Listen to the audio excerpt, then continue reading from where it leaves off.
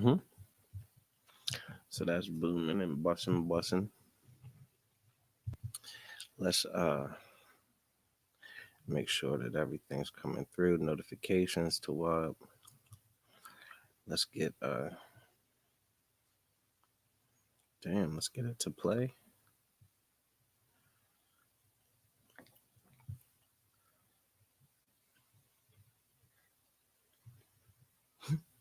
What in the world?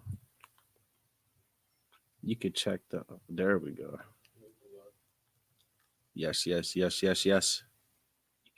the there we go. Solid. Don't need that.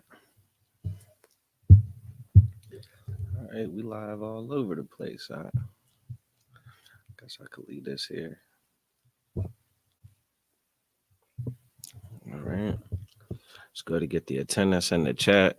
If you tuning in from your cellular device or the internet, you can still sign in with the link. You could, get your attendance credit, for that Hebrew name and all the benefits that come with that. All right.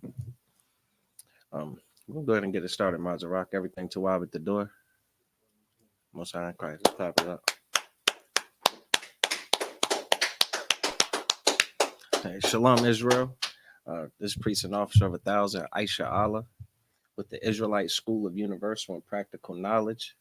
Started out at 1 West 125th Street, Harlem, New York, under Commanding General Yohana. If it is not under Commanding General Yohana, it is not the truth. We are not affiliated with any other Christian organizations, any Muslim mosques, Hindu temples, Rastafarian smoke ciphers, any other religious institution on earth. We stand alone in this fight, teaching the truth of the Bible. And that truth is that the so-called Blacks, Hispanics, and Native Americans make up the 12 tribes of Israel, the true biblical Jews, and that our oppressor is our adversary, or the devil that the Bible speaks of. All right. And, we say these things intentionally. You understand? We as a people have been deceived and misled into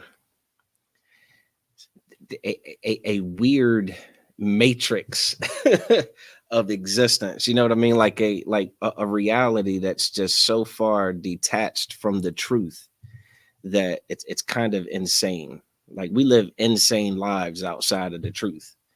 Our existence outside of the instructions and the wisdom that's packed up in this Bible for the Lord's chosen people. Our existence outside of it, our day-to-day lives, doing everything else is absolute insanity and confusion and out of order.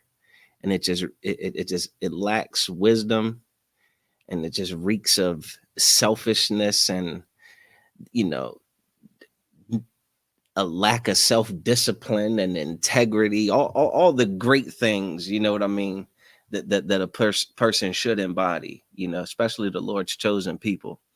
When we get away from the the instructions in the Bible, I mean, we aren't doing ourselves a service. You understand what I say? We're doing a disservice to ourselves. We're doing a disservice to our our spouses, our children, and and ultimately, our nation, man. The nation of Israel.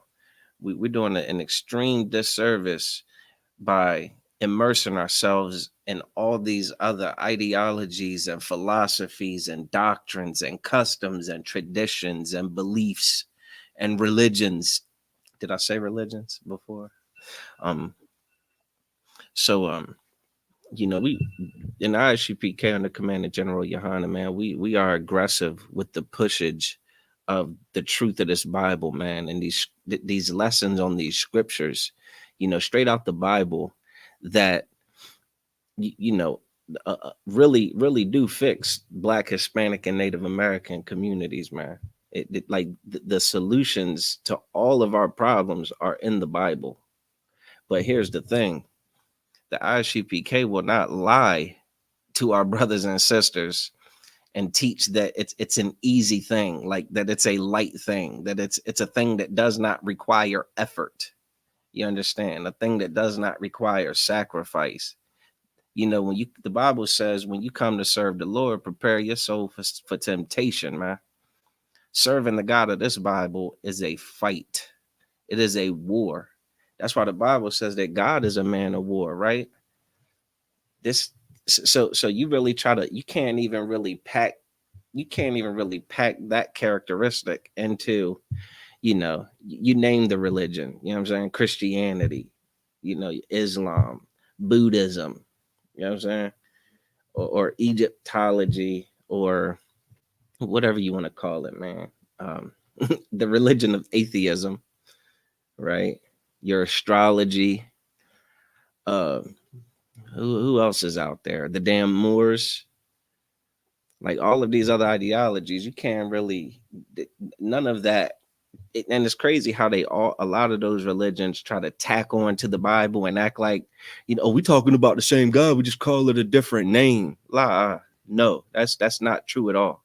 Y'all are all talking about Christianity, maybe. You know what I'm saying? You talking about that God, whatever it is they dealing with, but it ain't the real God of this Bible. You understand? So we're gonna get in some of this, some of these scriptures about going to war with your flesh, because again, service to the Most High is war with yourself. You have a damn battle to fight.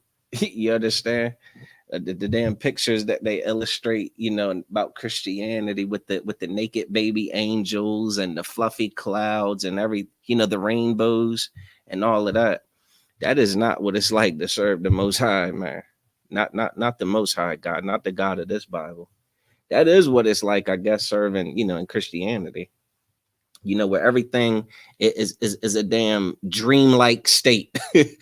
Right? You go up in that Christian church and everything is a dream. It's very dreamy. The music, you understand, just the whole atmosphere is one that is that induces almost like a trance like hypnotic state, right? And you just think about all the illustrations, you know, that support that, you know. But serving the God of this Bible is a very it is a thing that is very warlike. You understand? And that war ain't with God, right? That war ain't with your oppressor. That war ain't with your brother, your ops. A lot of that war is with yourself, man. It is with yourself. And that's why we have the protocols and things like that and the traditions that we have in the ISUPK, because we teach brothers and sisters to the existence of that war, and we weaponize them to go to war, you know, to do that war. And ultimately we win those wars, man. So we're going to get into the aspects of it. You understand? For those of you that's wondering what this live is about. So if I could get the book of Leviticus, chapter 23, verse 27.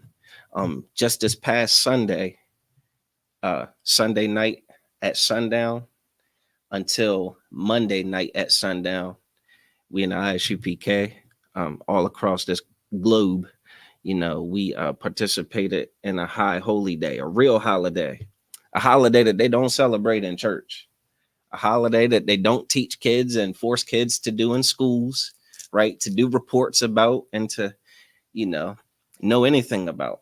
But it ironically, it's a high holy day in the Bible that the Lord commanded the children of Israel to keep. You understand?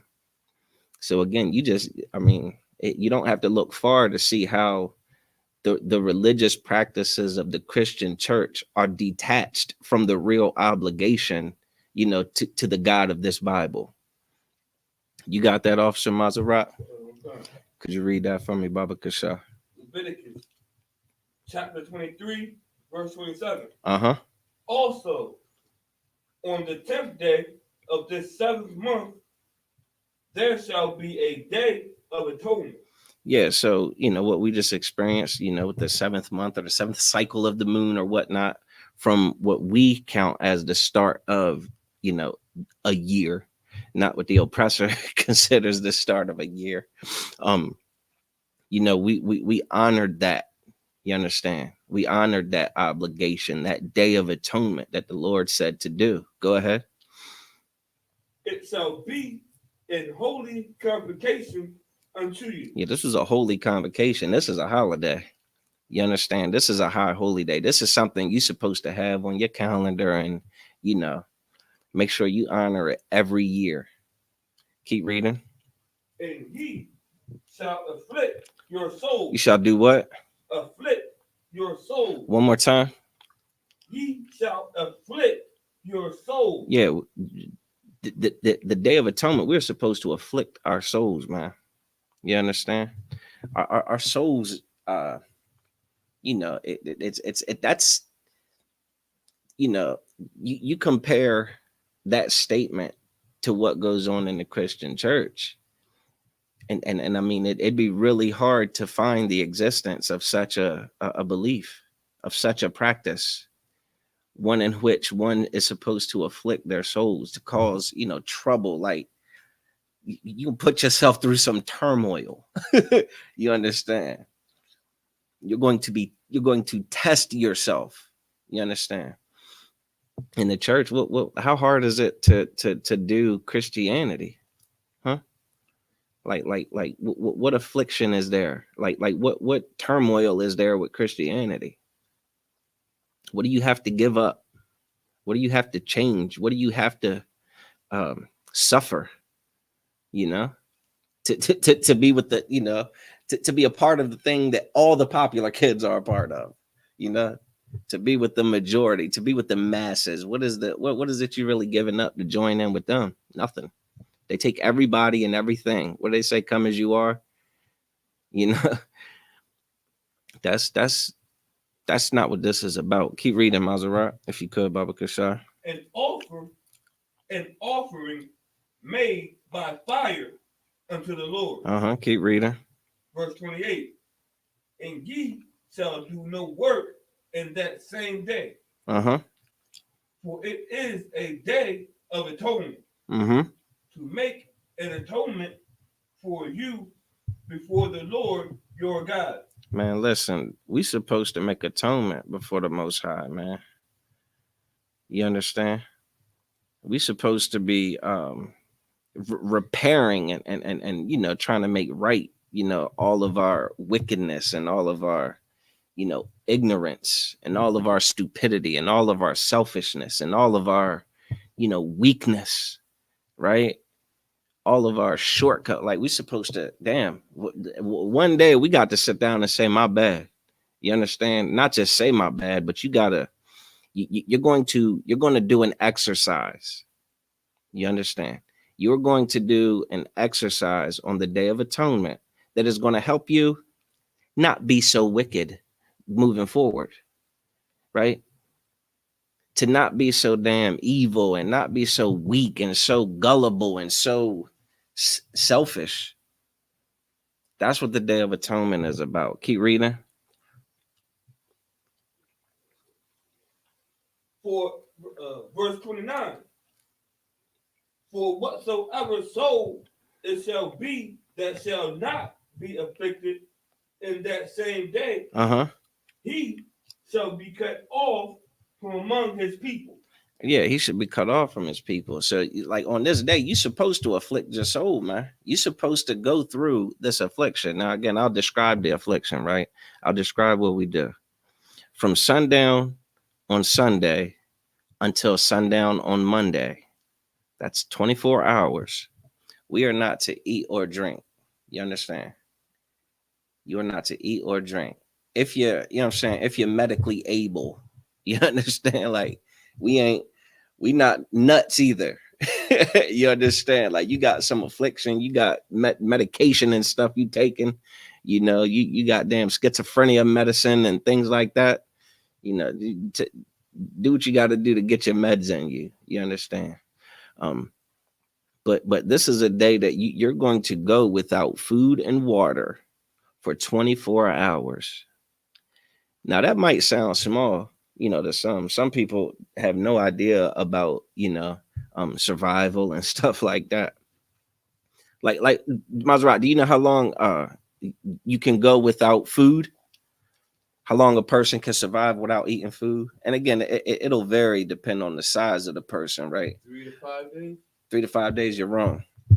You can go without food. You can survive without food for about 3 weeks. All right. You're gonna be in bad shape, but you could survive about 3 weeks without food. So to go 24 hours without food, that's kind of not even really life threatening. You feel what I'm saying? That's not too that's not too dangerous, right? But what about drinking? How long can a human survive without anything to drink? Do you know? Week. Nope. 3 days. Whoa. You got 3 days. You don't drink something for 3 days, you won't be drinking anything. You understand? Now the thing about that is that's you're cutting it. You're playing with. You know what I'm saying? That's a risky game. That's you 1/3 of the way on your way out of here just by doing this day. You understand?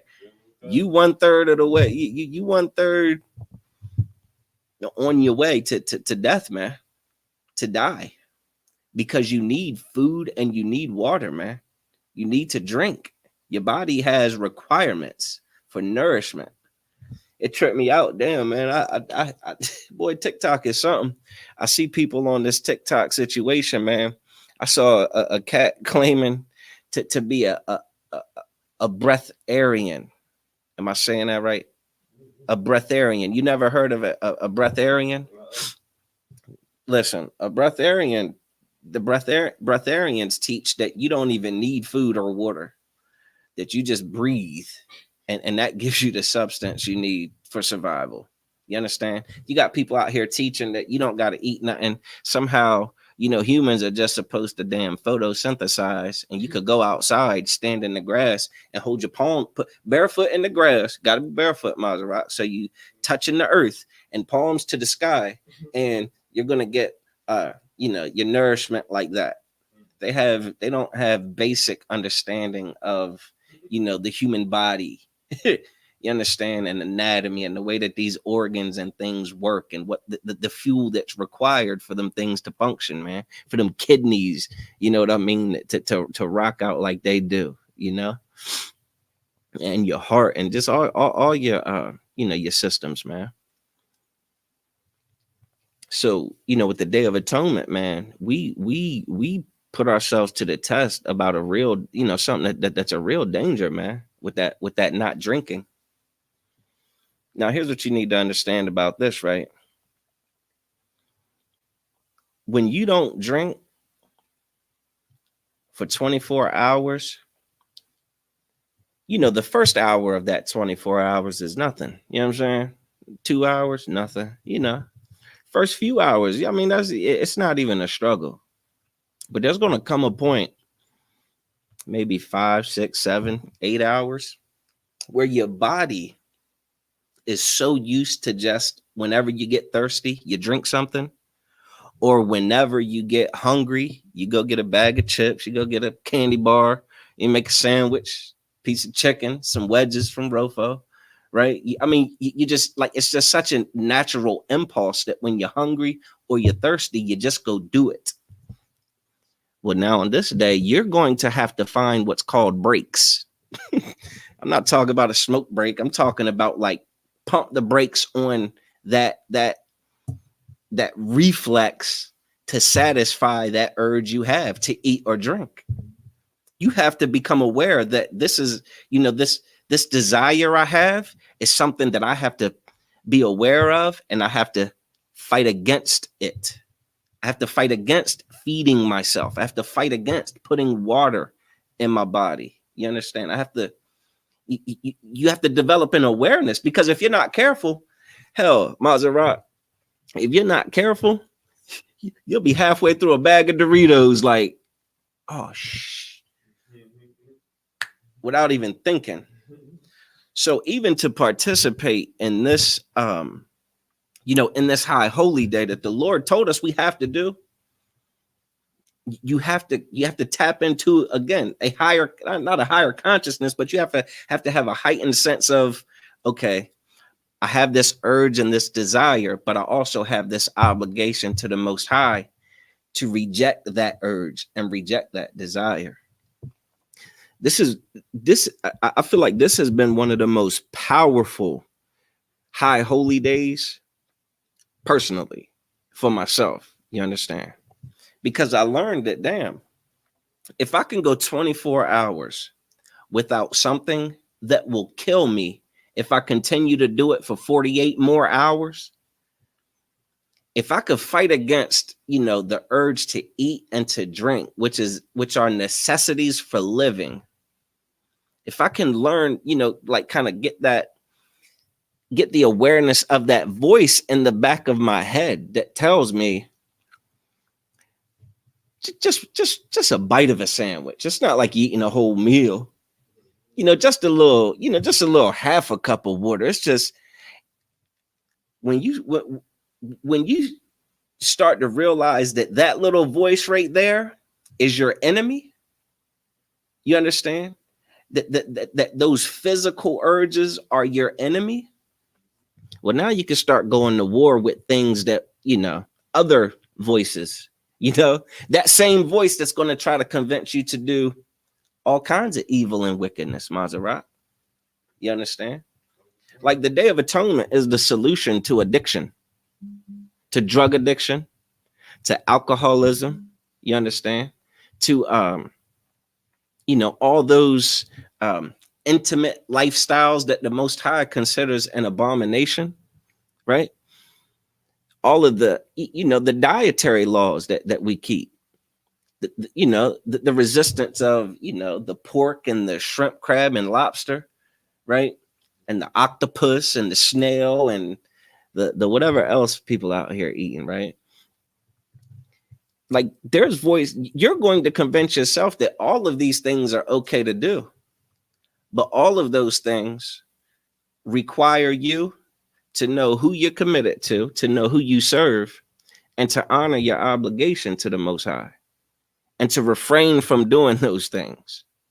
So on the Day of Atonement, it's such an exercise that's practiced nationwide, and it's so healthy considering that it's such a healthy exercise compared to the holidays that the oppressor pushes, you know what I'm saying, and keeps and honors.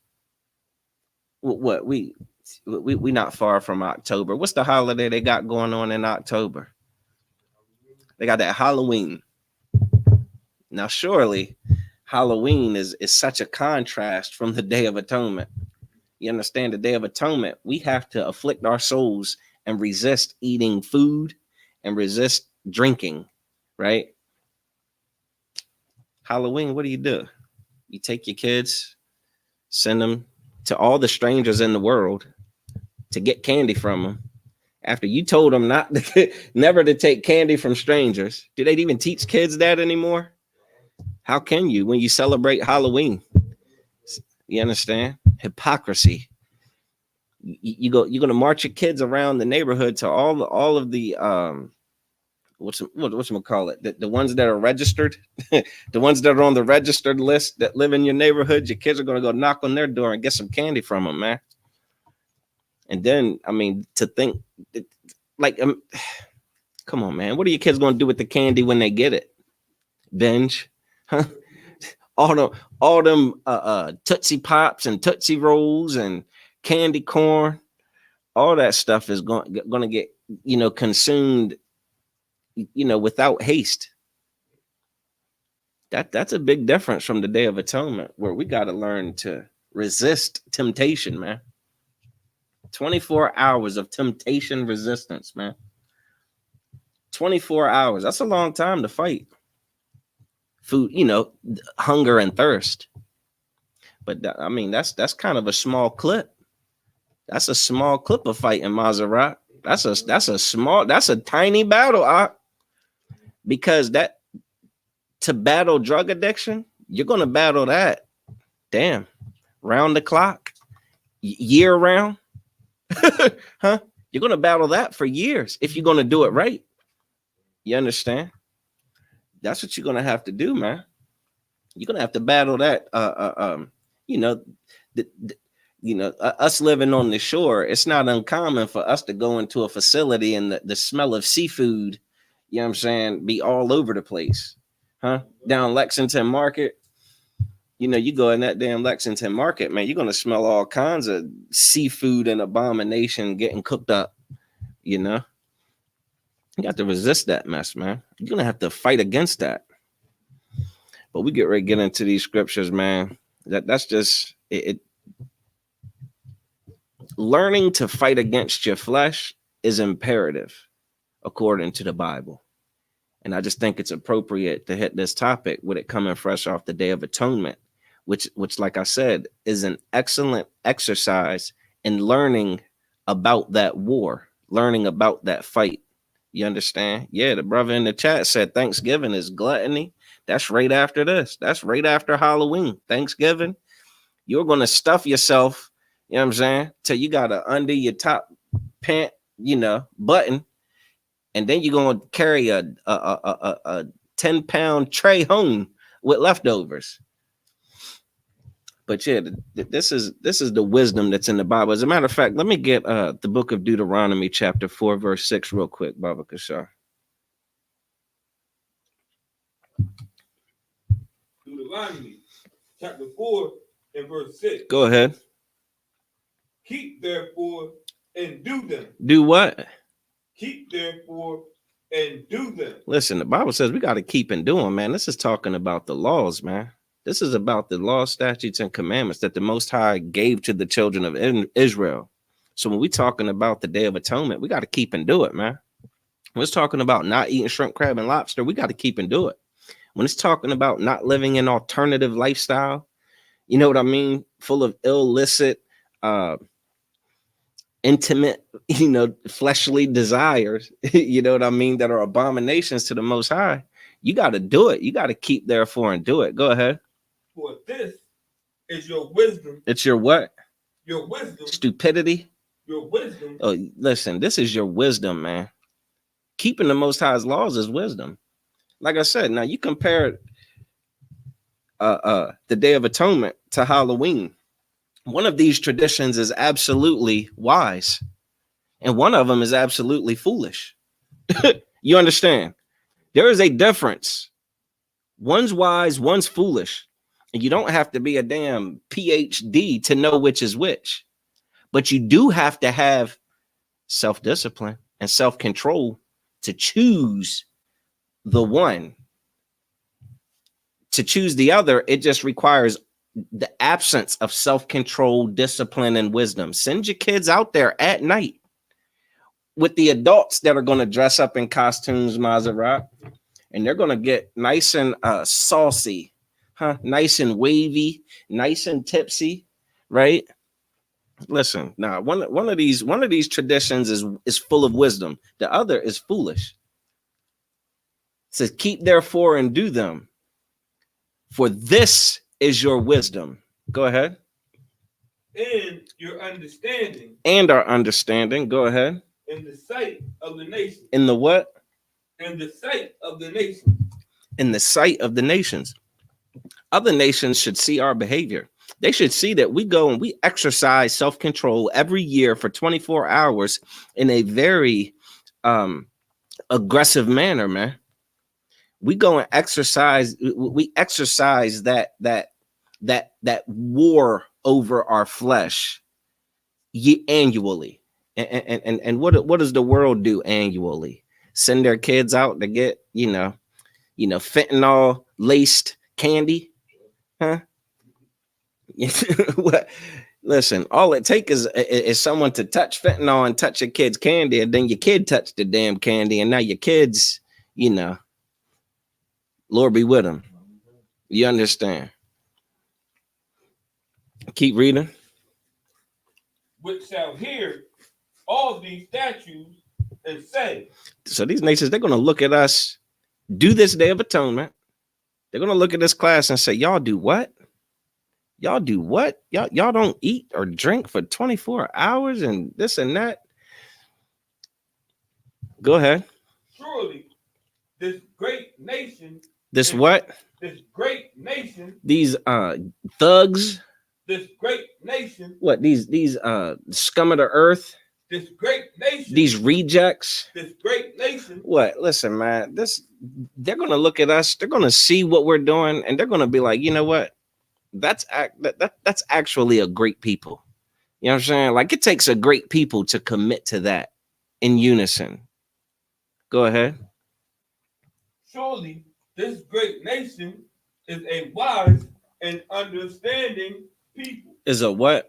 Wise and understanding people. Listen, this is a wise and understanding people, man.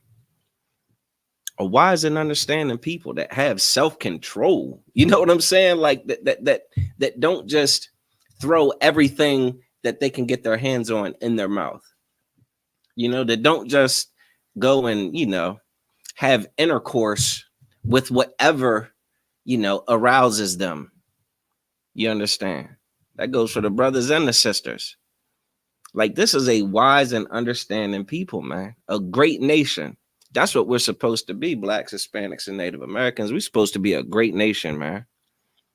We are not supposed to be, you know, the nation that just, you know, lays down and just, you know, submits to you know, the gods of the other nations and just submits to the customs and traditions of the other nations. Now, we're supposed to keep our own traditions. We're supposed to keep our commitment to the Most High. You understand? He made an oath to our forefathers, man, a covenant that he'll honor, man. But we got to hold up our end of the bargain. And we can't hold up our end of the bargain. like what we've been doing is not holding up our end of the bargain, man. You know, sitting up in that church, you know, in fantasy land is not what the Lord requires of us, man. Hey, Salakia, we Tawab over there?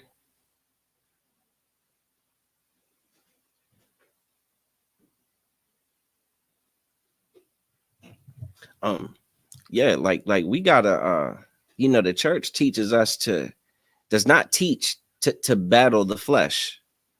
It does not teach to battle, you know, your urges and your desires. The church teaches what? This some insane, you know, doctrine of like, you know, just do whatever you want and just say, you know, God loves me anyway. Right? Like, that does not teach, that does not fix the problems that we have in the Black, Hispanic, and Native American communities. That does not get it done. You understand? That actually, it furthers our affliction. Like, imagine teaching a drug addict that they don't have to get off drugs. Huh? Like, imagine pushing, saying, you know, get high as you want, God loves you anyway. You understand? Like, that's not wisdom. And that damn for sure ain't love. You understand? All right, so Mom's right. We're going to get into let me get the book of Romans, chapter 8, verse 1. You know, you know, some of these groups out here, they get to talking about, you know, the Old Testament, New Testament, keeping the laws, the Old Testament, and things like that. And, you know, I guess the New Testament just done made, you know, weak people out of all of us. You know, Jesus died, God's all merciful, and we just do whatever we want because Jesus died. So now we got damn what they call it, a free pass. You know, we got a hall pass. Ain't that what they call it in some relationships? and that so-called monogamous relationship, they got that hall pass where, you know, the significant other can have like a day to go do whatever they want and it won't be held against them. No, that ain't the way the God of the Bible is, man. The God of the Bible wants obedience from his children. Nothing more, nothing less. You understand? The Bible says that the conclusion of the whole matter is fear God, keep his commandments, man. Done. You understand? Now, how can we fear God and keep his commandments when we just, you know, we fear hunger pain more than the Most High? Huh? We fear a goddamn growling stomach more than the Most High. We'll eat all night, Sunday night, all day Monday, because We don't fear God, man. You understand? We eat all these abominations because we don't fear God. We lay in the bed with whoever we want to lay in the bed with because we don't fear God. You understand? We'll worship. We'll serve all these other gods. We'll serve the God of Halloween. You understand?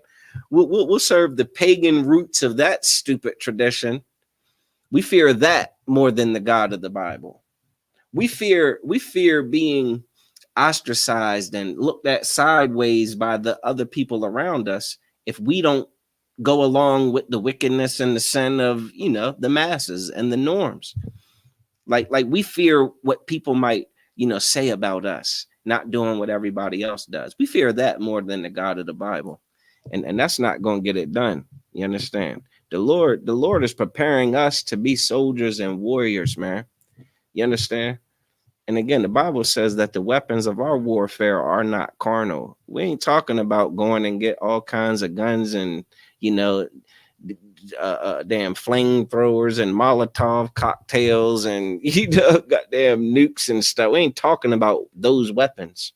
But we are talking about a weapon in which one can control his impulses and his urges and his desires when they're contrary to what the God of the Bible wants from us, man. We are talking about that.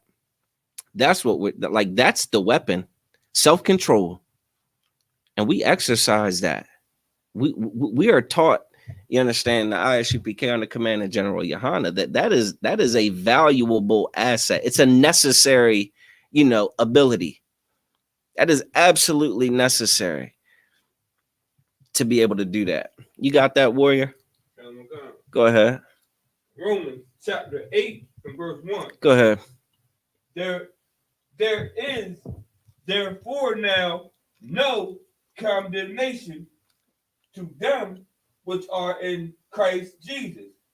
Salakia, that's Romans 8 and 1. Go ahead.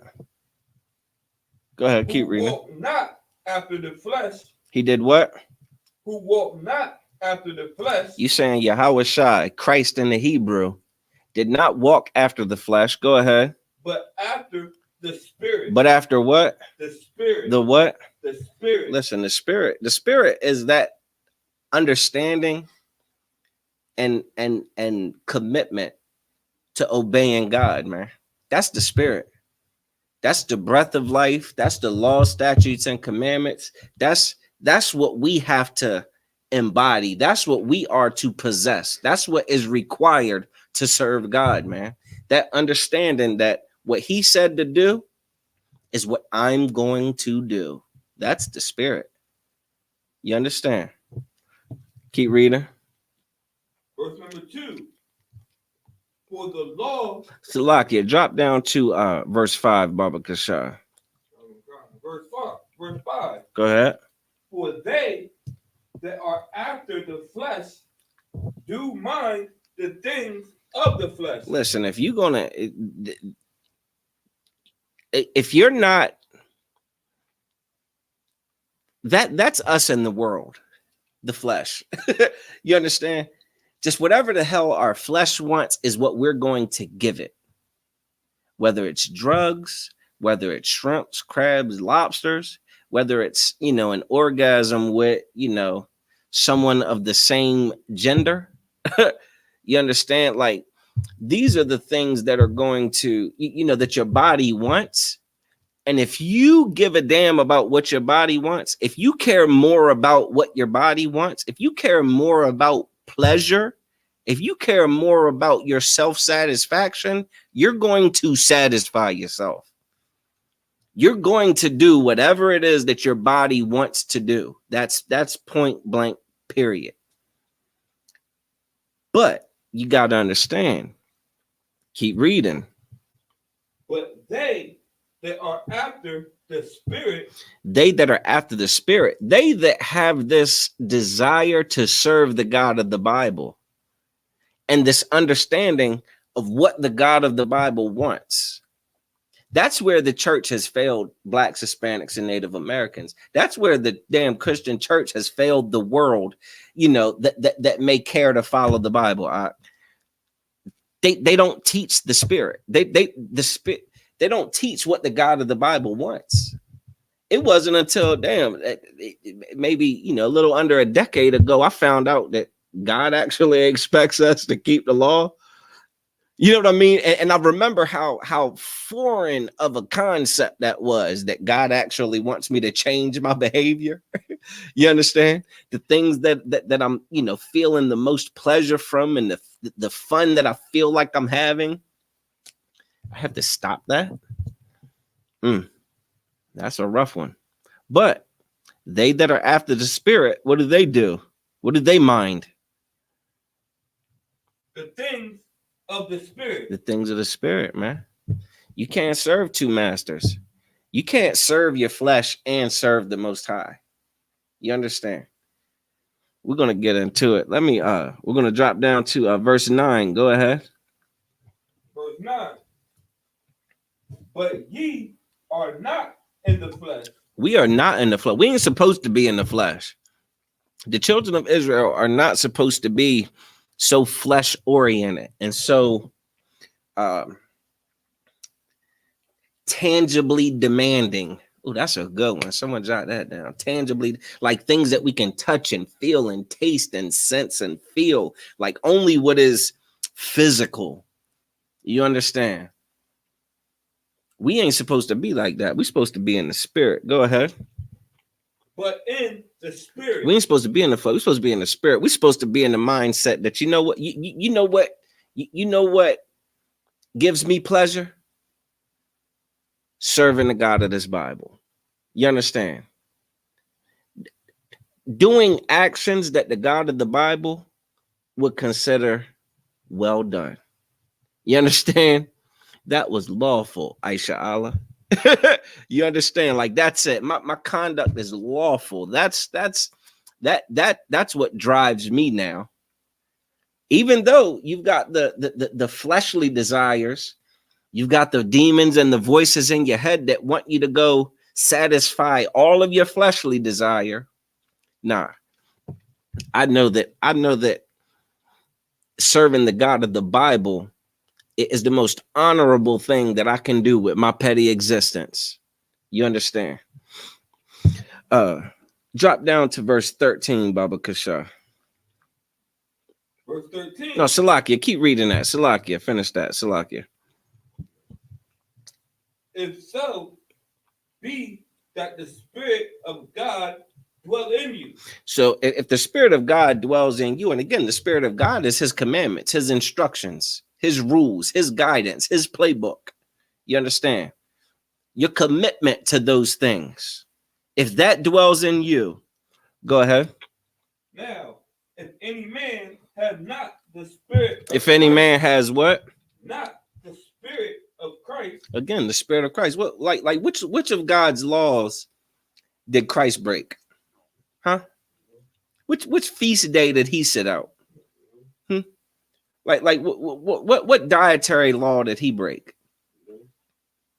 Christ ain't break no laws, man. Christ ain't sin, man. Christ ain't break no laws. He had the Spirit of God, man. He kept the law, statutes, and commandments. Keep reading. He is none of his. If you're not doing this, you're not with Christ and the Most High. You sitting up in that church slapping the tambourine and damn, man wearing a damn dress. You're not of Christ. You understand? Like, he don't claim you like that, bro. Like, you gotta knock that off. You gotta put on the Spirit of God, man. What is the Spirit of God? In the Spirit of Christ, you gotta keep these law, statutes, and commandments. It's that zeal to be obedient to the Most High. How you gonna be obedient? You don't even know what he expects of you. Well, like, you know what I'm saying? Like, how can you obey that? How can you obey a God that you don't know what his rules are? We've been serving a God that the Christian church taught us has no rules. The only damn rule is to treat the pastor like he's somebody important. Huh? The congregation stands when the pastor walks in from his office. That he done Lord knows what then. All of the scandals and the scams and the damn all of the abominations that take place, under this leadership. Go ahead, you could drop down to What I said, 15? 13, kind. Verse 13. Mm-hmm. For if ye live after the flesh. If you what? Live after the flesh. Oh, if you wanna live after the flesh, if you want to satisfy all of your physical desires, if you want to just again just seek pleasure, read. Ye shall die. You shall what? Die. You shall what? Die. You shall die, man. You go ahead and go get all that pleasure, man. You go ahead and go seek after all the pleasure you can stand. Ask Michael Jackson about pleasure. Ask Prince about pleasure. Ask Whitney Houston about pleasure. Huh?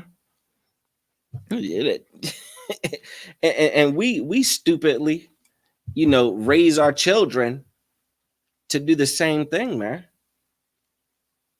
All of the damn, like just Halloween. Come on, man. You don't think them kids are fiending for that candy in October? Fiending for it. You telling me I can have a whole pillowcase full of candy? I need that. You think the kid needs goddamn 30 pounds of candy? Huh? Dressed like a ghost out till, damn midnight, walking around the neighborhood. Listen, man, that's okay. You go and satisfy all the fleshly desire you have, and you're gonna die. Those fleshly desires will kill you. Now, think about it like this. I don't know if you ever had a fish tank, right? I used to have a nice size fish tank, tank the size of this table, man, like a 50-gallon tank. You put goldfish in there. Do you know what would happen if I just poured a massive, like dumped an entire container of goldfish flakes in there? You know what the fish would do? Do you, Maserati? They are going to eat that until they explode. They're going to eat it until they die. They're just going to consume, and die. That's what we do when we follow the flesh. When we feed our flesh with the homosexuality, we feed our flesh with the drugs, we feed our flesh with the damn alcoholism, we feed our flesh with the pork, we feed our flesh with the service of the other gods. We feed our flesh with the intimate relationships with the other nations. When we go and feed our flesh with that garbage, we are killing ourselves. Keep reading. But if ye through the Spirit do mortify the deeds of the body. Read that one more time. But if ye through the Spirit do mortify the deeds of the body. But if ye through the Spirit do mortify the deeds of the body, what does that mean? What does that mean? If ye through the Spirit mortify the deeds of the body, kill what? Lust. Yeah. You have to kill that desire. You gotta. Again, you can't think carnally. This isn't something that a 9mm deals with. You understand? This is something that the Day of Atonement teaches you to tap into. You have this desire, and you got to cut that desire. You gotta cut the notion that you're going to satisfy that desire. Does that make sense? You want to eat a bowl of cereal. A bowl of cereal will be so tawab right now. It's 2 hours before, you 22 hours into the Day of Atonement. And you thinking about eating a bowl of cereal, man. You did most of the Day of Atonement. Surely God won't be too mad at me. Nah, you have to cut that idea out your day. You got to kill that idea. You understand? You have to kill the idea that you're going to go and eat a bowl of cereal during that fast. You have to kill that notion. Salakia, you have to mortify it. TikTok, you have to mortify it. It's according to the Bible, man. And what happens, Maserat, if the spirit mortifies the deeds? If your commitment to the Most High, your desire to be an honorable son to the, or daughter to the Most High, when you say, look, I'm not going to go whore on my man. You understand? You a brother, man, shorty as bad as can be, but she has a man. And she trying to give it up. She's done all but told you it's yours for the taking. You gotta say you understand? You have to cut that idea out of your head. You understand? That you have to cut the notion that you're going to act on that. Nah, you gotta cut that. If you develop the ability to cut those again, the desire will never not be there. Let me be clear on that.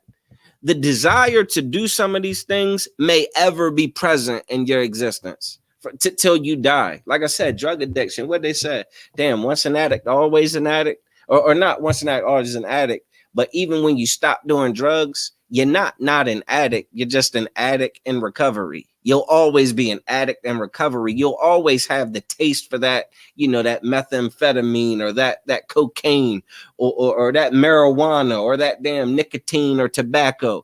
You're always going to have that desire. That desire to do that is going to be there. Hell, how long did you do it? Huh? It was just a part of everyday life. It was how you woke up. It was how you got through the day. It was how you, ended your day. You understand? It became such a part of you. It's going to be late nights long after you've hung it up and you've cut it off, that you're going to develop a taste for that cocoa leaf. You understand? Or that damn game leaf. You understand? Like you're gonna have these urges. You know what I'm saying? Like, damn, brothers, struggling with that marijuana addiction. Damn, you're gonna live in a state where you used to have to sneak getting high. You used to have to sneak and smoke weed, and then your state is gonna legalize it recreationally. Your state is gonna say, "Look, what you gotta be 18 or 21 miles, right? You heard? I don't know." Hell, you're going to live in a state where they're going to say, you know what, if you're 18 or if you're 21, you can just walk into a dispensary, get top grade, marijuana and walk out and get stoned as you can be. And the police won't say anything to you. You understand? Like, it's going to be legal. And you're going to consider, damn, it's legal now. Should I do it? Can I do it? Let me taste it. Let me just see what it's like to just, you're going to have to cut that, the idea or the notion that you're going to act on that you're going to satisfy that impulse or that urge. You got to kill that. You got to kill that loophole. You know what I mean? You got to kill that. Well, God still loves me. You know what I'm saying? You got to kill that. In the church, the Christian church, they don't kill that. They don't teach you to kill that. They teach you that go ahead and do it and just ask God to forgive you, and all is well. You got a great reward waiting for you, in the day of judgment. That's hatred, man. That doesn't fix people. That doesn't build up people. That doesn't make people strong. You understand? That doesn't make people wise. That doesn't make people, you know what I'm saying? Like that makes people self-destructive. How the hell are you going to conduct yourself? Like, imagine playing a sport. Imagine a sport where the rules don't always apply. Imagine football where a damn, a tackle isn't a tackle. Sometimes the damn runner can get up and just keep running. You understand? A damn runner run out of bounds, run all behind the team, get back inbounds and keep running. Sometimes he's allowed to do that. No, that's chaos. And God ain't the author of confusion, man. Obey him. That's it, man. He said, don't do it. Don't do it. He said, do it. Do it. And everything else, you know what I'm saying? You also got to develop a sense of, just goddamn common sense. Because the Bible says everything that's lawful ain't expedient. You got to develop some common sense. There's some things that's kind of like gray areas that you're going to have a sense of what's the best thing, not what feels the best. You know what I mean? Like not what's going to be the most pleasurable, what's going to be the most efficient. You understand? That's what we got to get back to. And we teaching that in the ISUPK on the Command and General Yohana, man. And that's such an important thing too, you know, that it brings up. Brotherhood is a weapon. Now imagine you sat Sunday through Monday and you afflicted your soul. Imagine you just by yourself. Imagine it's just you and only you, starving and mouth dry. You know what I mean? Damn. You ain't even got, you can't even lick your lips out. You can't. Look, about 6:30, I couldn't even lick my lips, bro. Like, damn, what am I even doing? Listen, but imagine you got brothers and sisters that are going through the exact same thing that you're going through. They stopped eating at sundown right along with you. And they're not going to break their fast. They're not going to eat until sundown the next day, 24 hours later, man. You are in good company, man. You that's empowering. You know what I'm saying? Like to know that you got brothers and sisters that are going to suffer the same thing you're suffering for the sake of our service to the Most High. That's what it's about, man. That's how we fix the Black, Hispanic, and Native American communities overnight. You understand? Black, Hispanic, and Native American communities learn that we can go without food and water, which are absolute necessities to living. Damn, we could stop sleeping with each other's women. Not. We could stop killing each other. Yeah, we could stop harming each other. You understand? We could stop, abusing each other, taking advantage of each other. We could stop selling each other poison. We could stop lying to each other and cheating each other and hustling each other. Stop scamming each other. You understand? Like these are the things that fix the community. These aren't things that hurt us. These are the solutions. What the hell is the world's solution? Halloween? Come to my party? Huh? BYOB? Everybody come in there, get all kinds of messed up with their masks on, get all loose and, what the hell, promiscuous. The little nasty costumes, little nasty nurse costumes. You understand? We can do better as a people, man. We don't have to be savages. We don't have to be, idiots like the world wants us to be. We can be that great nation, man, who's full of wisdom and understanding and self-control and discipline, man. Let pride be your motor. Let pride in being a member of the Israelite community, man, by birth, by blood. You understand? By birthright. That the God of Israel chose you to keep his law, statutes, and commands. You give a damn what the other nations do. Go celebrate Halloween. Go get it. You understand? But the children of Israel are supposed to sit that madness out. We're supposed to refrain from that. Just like we refrain from drinking. Just like we refrain from eating for 24 hours.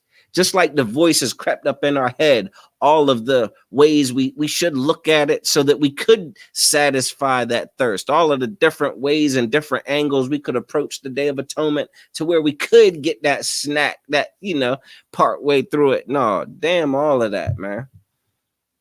We're supposed to cut off all of these crazy things that we get ourselves into behind our flesh, our desire for pleasure, our desire for acceptance of the other nations, man.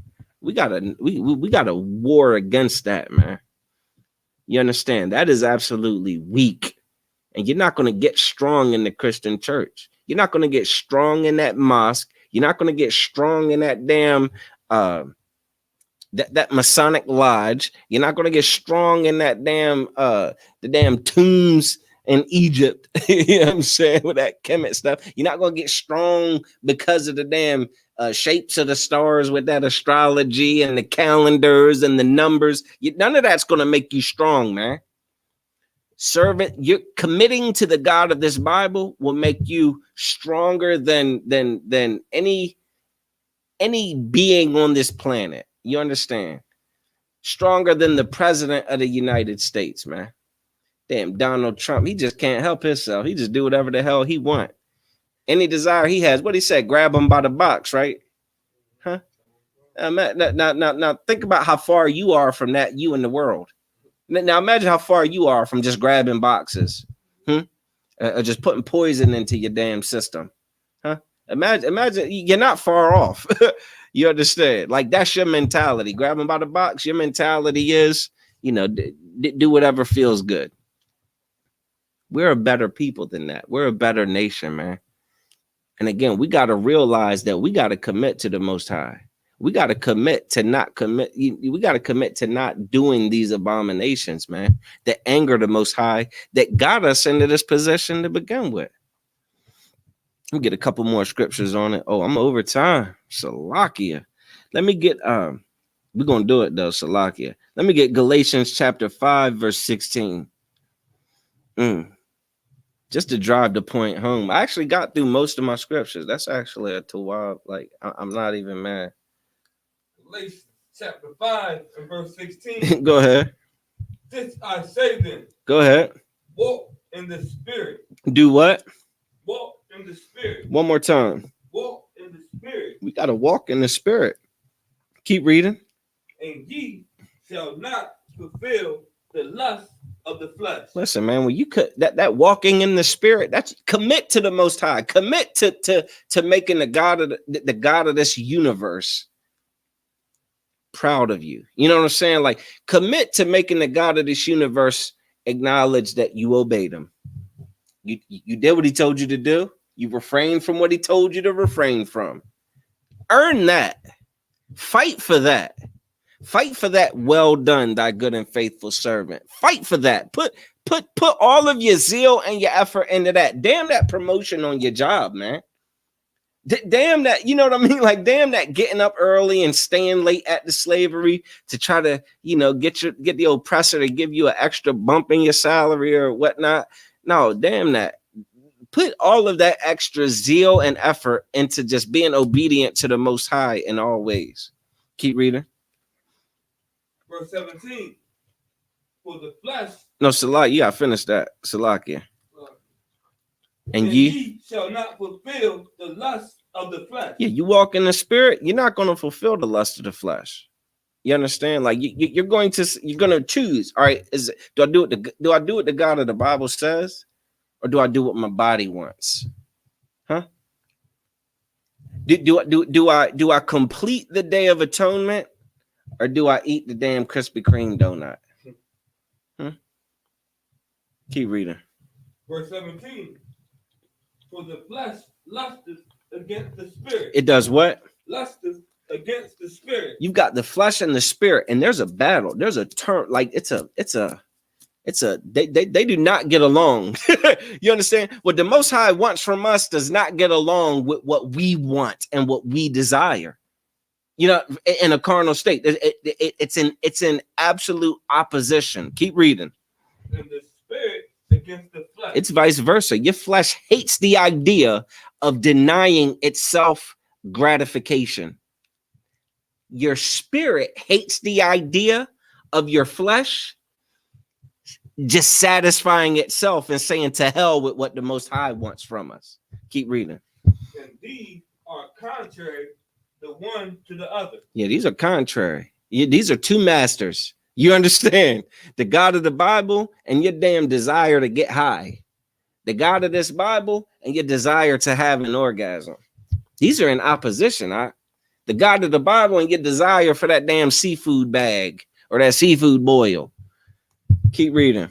So that ye cannot do the things that ye would. Listen, you can't do the things that you want to do and serve the God of this Bible, man, unless what you want to do is serve the God of this Bible. You understand? Again, I know a lot of us are jammed up and, we living in hell, and any piece of, satisfaction or pleasure that we can, manufacture through drugs, through, illicit sexual behavior, or holidays that the oppressor celebrates, and all of these things these things, it's so easy to feel like those moments of satisfaction are worth it.